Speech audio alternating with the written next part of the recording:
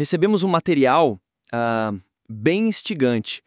Ele mexe com algumas ideias estabelecidas sobre o Apocalipse. Uhum. Sugere que foi escrito muito cedo, sabe? Focado em João Batista. E também explora as ligações com Hebreus, né? Exato.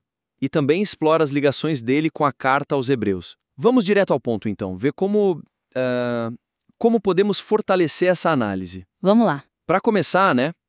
Toda análise teológica forte, ela precisa mostrar como as conclusões saem direto das evidências. Sim, fundamental. A ligação entre o que se afirma e o que o texto diz. Tem que ser clara, né? Exato. E aqui, sabe, o material traz umas ideias bem originais mesmo, como aquela da mulher fugindo do dragão lá em Apocalipse 12, Sei. que seria Isabel, a mãe de João Batista. Ou que os magos vieram da Anatólia, por causa de uma leitura específica lá da profecia de Zacarias. Fascinante, sem dúvida. São pontos fascinantes, sim. O problema, talvez, é que muitas vezes essas conexões parecem mais jogadas na mesa, sabe? Do que construídas tijolo por tijolo.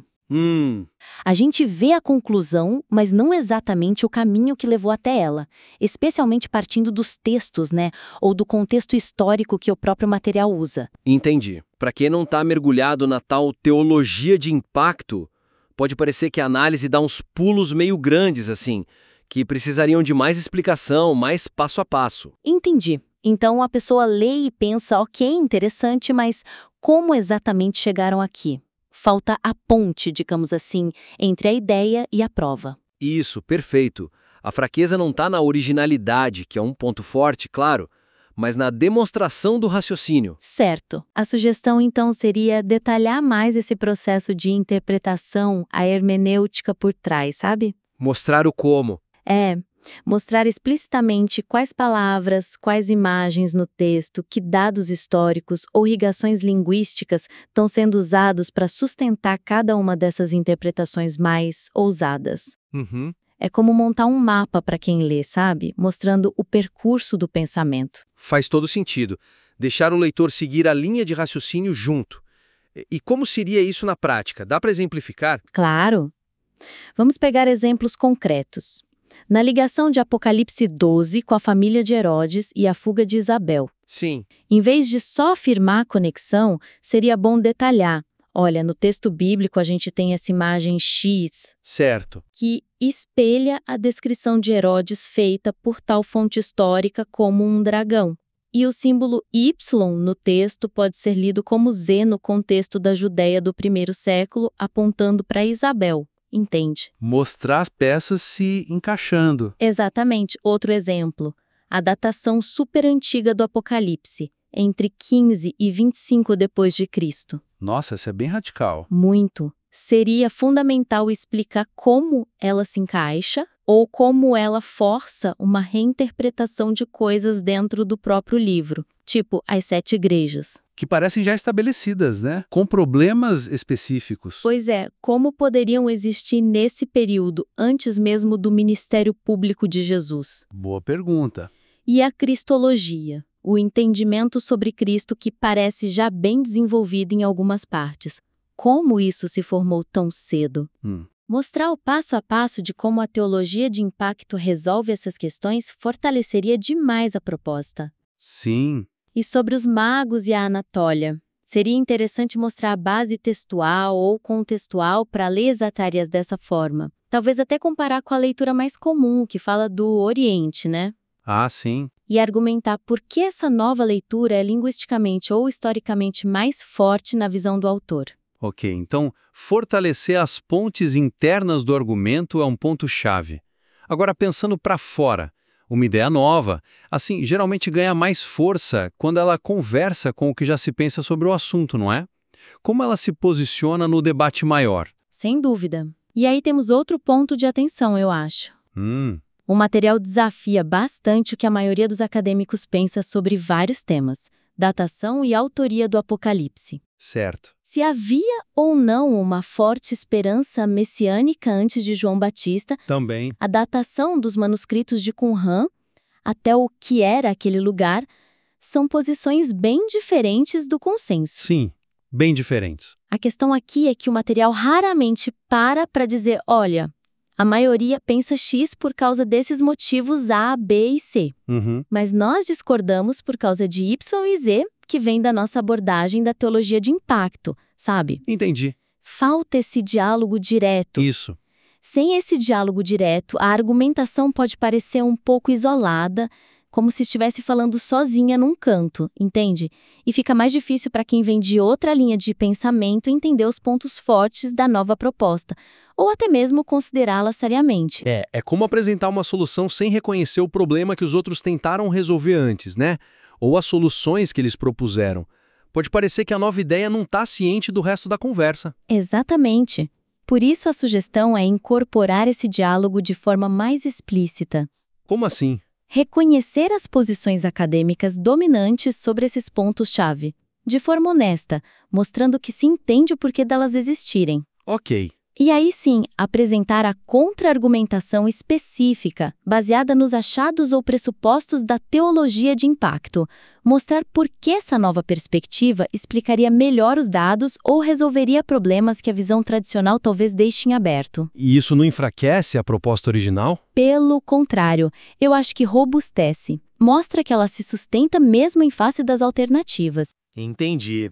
E como isso ficaria nos exemplos que você mencionou antes? Datação, esperança messiânica com Ram. Vamos lá.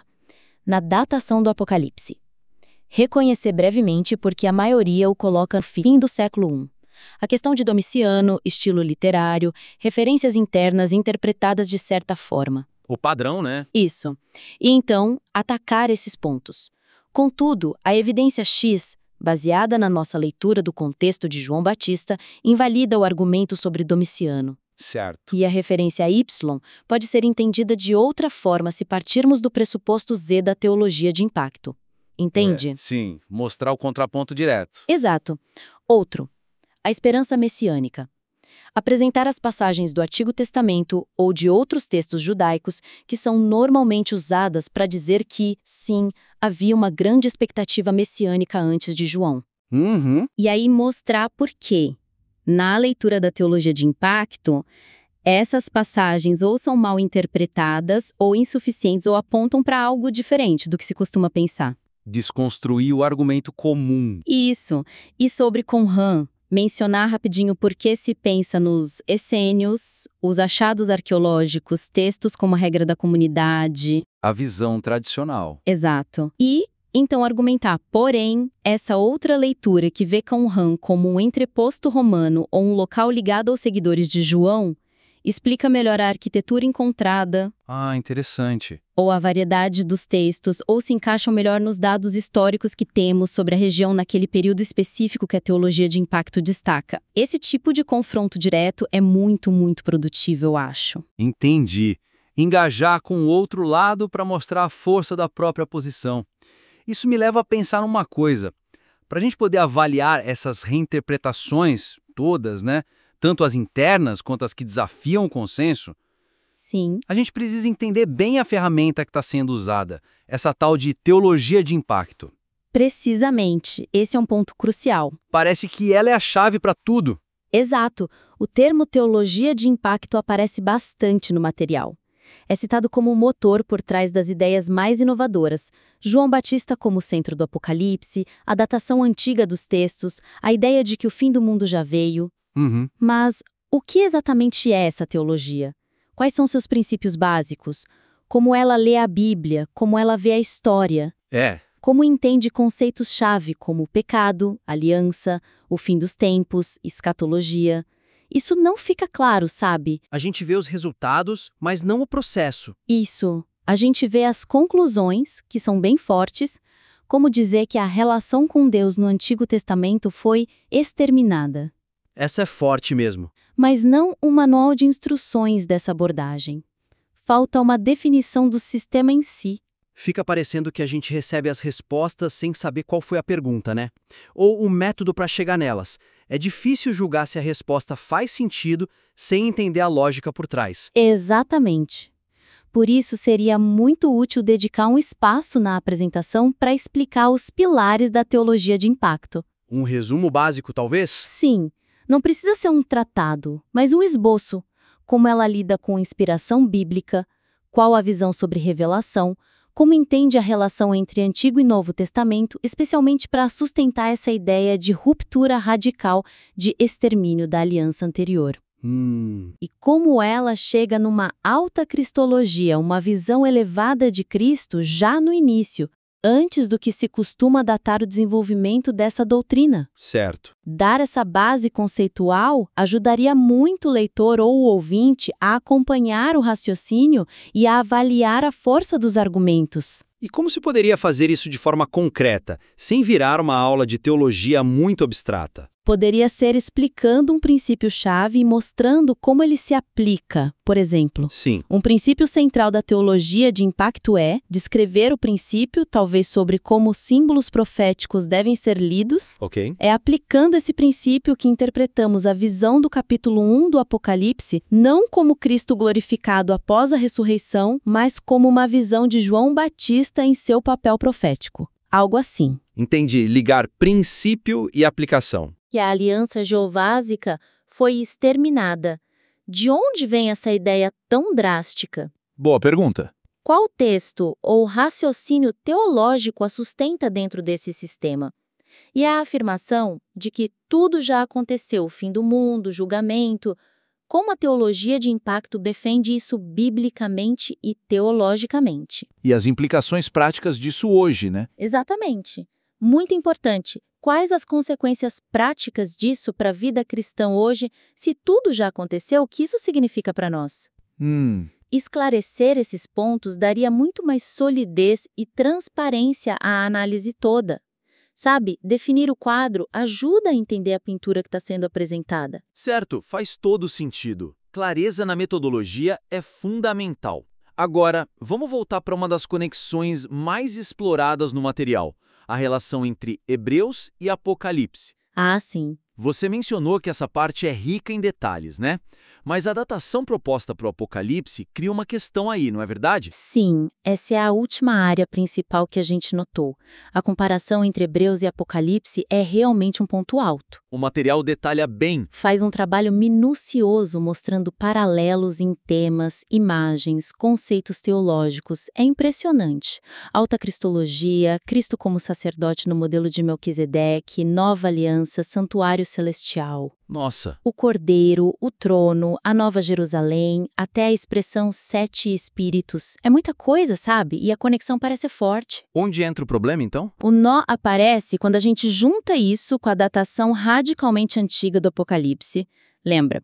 1525 depois de Cristo, focado em João Batista, antes do ministério, morte e ressurreição de Jesus. Certo. E a data que normalmente se dá para Hebreus, que é depois dos anos 60 depois de Cristo, refletindo sobre a obra completa de Cristo, se Hebreus está dialogando com Apocalipse, como o material sugere, como um texto escrito décadas depois, refletindo sobre a morte e ressurreição de Jesus, pode dialogar tão profundamente com um texto escrito antes desses eventos acontecerem? E que nem seria focado em Jesus, mas em João Batista, segundo a proposta. Exatamente. O material mostra o diálogo, mas não explica como ele seria possível com essa diferença de tempo e foco. Fica uma ponta solta. É uma tensão cronológica e teológica, então.